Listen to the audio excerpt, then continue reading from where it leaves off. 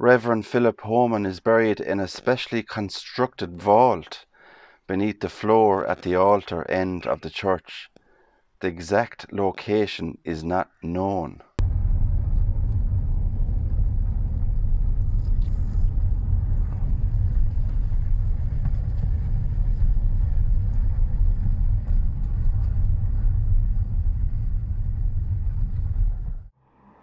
Hi guys, welcome back to the channel. So today I'm in Villierstown here in County Waterford. We're just standing outside this old church here today, Villierstown Church. So this church was built in 1748 and is in the Queen Anne style, cruciform shape with 3 fine stained glass windows. Now the Reverend Philip Homan was buried beneath the altar in the church after dying of famine fever contracted while caring for his parishioners. So we'll go around and we'll read a couple of graves inside, and just as we come in then we have a huge Celtic cross here, memorial one, and it says to Henry Villiers Barnes Stewart, who died on January the 23rd 1874, and to his wife Therese Pauline Lady Stewart, and she died in 1867. And the monument was erected by their son in affectionate remembrance. So we'll go inside and check out this place.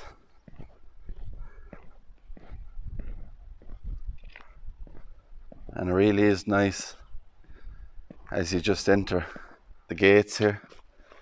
Cool church. Not a very big area, but there is something at the top of the, you can see that beautiful clock there in the bell tower. So it says this clock was the gift of Mary Villiers Stewart of Dromana to the people of Villierstown, to whom she was deeply attached, 1910. And there's a new engravement underneath that, then it says restored by Mary's grandson James in 1990. And the clock actually doesn't work today because the time is different on it. So this path here, we'll go explore around here. There's a plaque here and it says, remember the Reverend Philip Homan, M.A., who died the 20th of November 1846, age 47 years old, of famine fever contracted while ministering to the suffering of all denominations. He rests beneath this stone, it says. Wow. So it says here he rests beneath this stone. Now, the other story says he rests beneath the altar, so. Oh, actually, sorry guys. It does say something here, look at that. Reverend Philip Homan is buried in a specially constructed vault beneath the floor at the altar end of the church. The exact location is not known. So it says he's buried beneath the church, and then it says the exact location is not known. And just here then it says he's buried beneath this stone. So we have 3 different stories there of where he's buried. So unusual.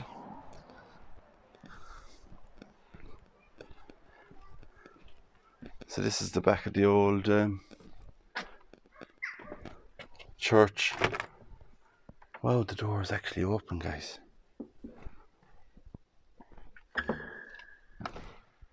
Just have a quick look inside. Wow. Look at that. So I believe it's now a community hall. It was a church, so they made it into a community area. A hall here for people to come in.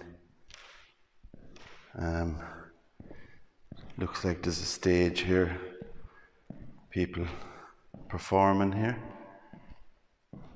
And those beautiful stained glass windows.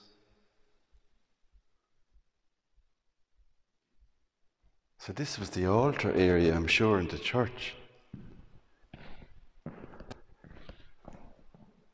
So is the Reverend buried under a stage where people perform and sing? Wow, that is weird.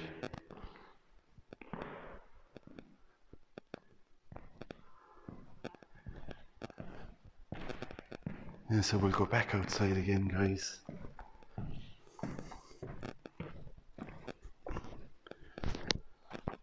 And just close that door. So we're back outside, so there's a few headstones here. We see a cast iron one just there. Don't see any inscription on that. We do have ones over here. John Hawkes, son of George Hawkes, who died in 1902. He was born in 1829.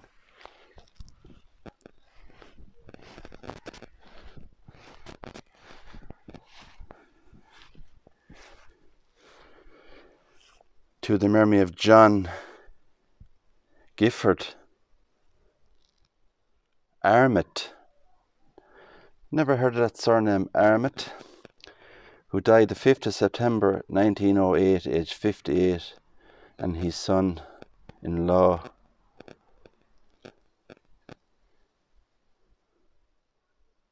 Is buried here.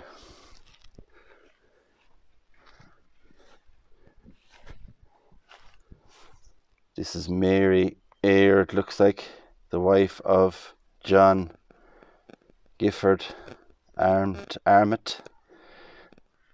Mary died on the 10th of October 1906. So it's a nice church, really nice old church. Look at that, built in the 1700s.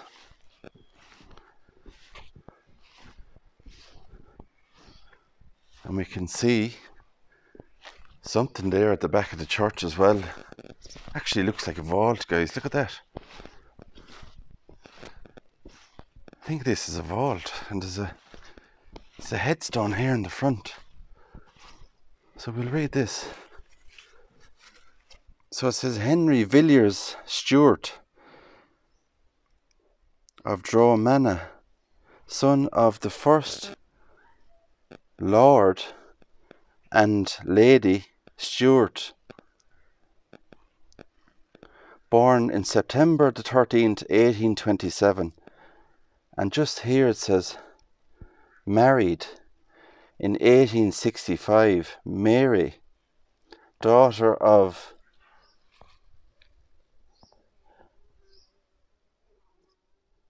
the Venerable, is it?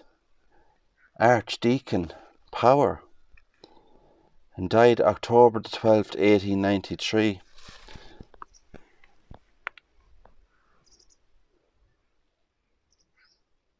And then we have Mary Villiers Stewart herself here, beloved wife of Henry Villiers Stewart of Dromana, born in March the 17th, 1842, and died September the 14th, 1907. So here we have Henry is buried here with his wife Mary. And interesting to see on it there, it says when they were married. You can see the word there, in 1865. So we'll go down this narrow area here, just down at the side of the old vault. And it is a big vault, guys, and mucky, very mucky here going down. So now we're at the other side of the old church.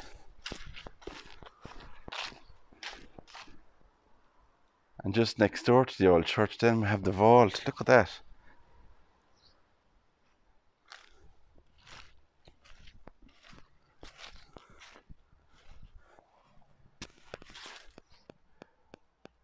See some rust coming on the door.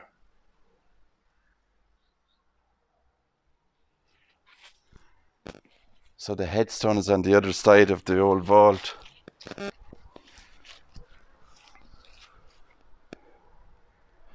So I'm going to have a look inside, guys. I'll take the phone off the gimbal. We'll have a look inside. There's a couple of holes on top of the door there. We'll just have a look in and see what style the vault is and if there are any coffins there or what's in there. I'm sure there's coffins, but we'll see how many's in there. So we'll have a look.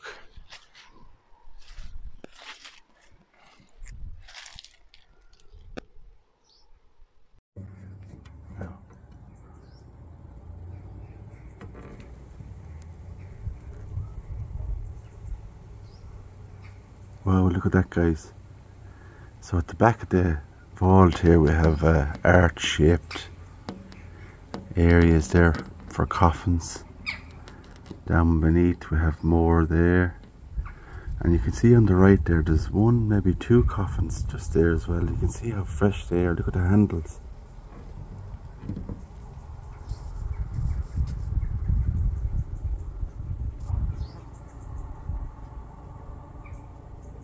So there's possibly maybe 2 or 3 people buried in there.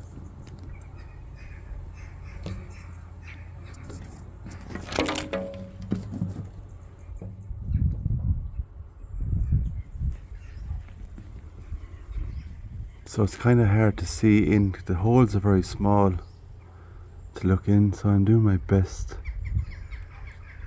Yeah, it's an unusual design. I haven't seen a vault design like that before. Just ahead there, I don't know if that's a lead coffin or is that just part of a window area in the vault.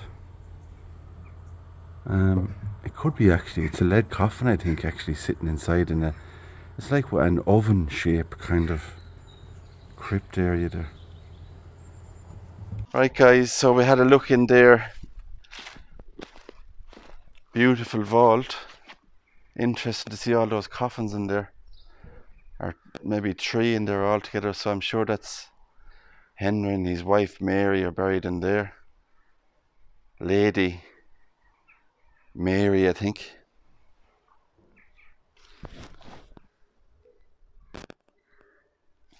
So we'll keep going. There's a few headstones on this side of the church ground. Really nice one here. This is remembrance of Thomas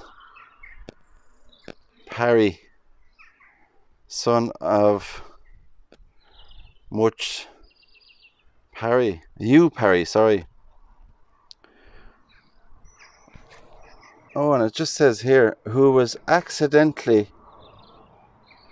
drowned in the Blackwater River whilst trying to save the boat of the vessel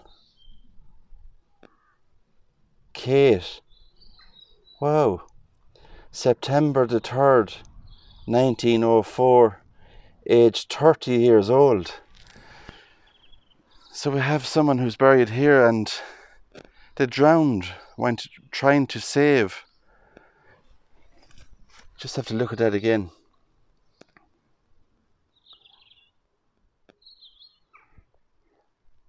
Save. He drowned trying to save the boat of the vessel K-A-T-E. We can see there, Kate.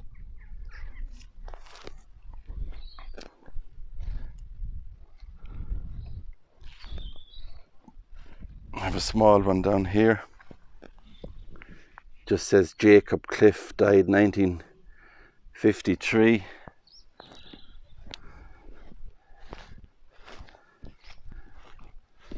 You can just see the other side of the old church. It's now a community hall. And you see that sometimes where churches are made into, like, you know, the community. And it's nice to see, you know, that they kind of, they're still using it today. It wasn't left abandoned or And the window probably needs to be fixed there, it's boarded up. And there's a grave here, more connections to the Villiers. In loving memory of James Henry Villiers Stewart, 1928 to 2004. His loving wife Emily Nee Graham, 1930 to 2021. So the Villiers Stewarts, the family lineage is still going there. The last burial was 2021. So I'm sure they're still living in the area. Yeah, so there's nothing else around there, guys. There's another one next door to this Villiers Stewart. We'll see what name, and this is another family member. This is Elspeth Villiers Stewart, died the 10th of April 1943.